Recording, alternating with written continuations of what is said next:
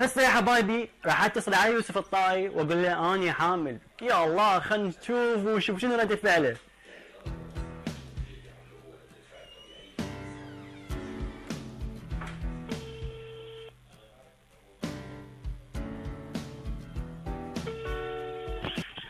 كيف؟ يوسف شلونك؟ كيف؟ وين انت؟ بالبيت. بابا اكو احد يمك؟ لا فاتح مايك؟ لا حق لك شغله بس الحكي بيني وبينك يعني مو تحكي يوسف. لا والله. يعني ان شاء الله شيء قويه بس حكي يعني بيني وبينك مو تحكي وتفضحني اوكي؟ اي والله. قول والله مو احكي.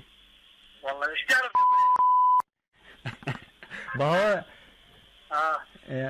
حكي بيني وبينك غير انا طلعت حامل. على الخير على الخير. لك زمان مو شغله. من يطلع حامل؟ اني ايش بيك معود لا تفضحني والصيح قدام تحكي قدام الناس. انت طلعت حامل؟ لك حكي بيني وبينك مو تحكي يا معود. لك زمان مو شقه يا معود لا تشاقه اقول له هيك تقول لي دا شاقه. لا اسوي بهالحاله لك احكي لي.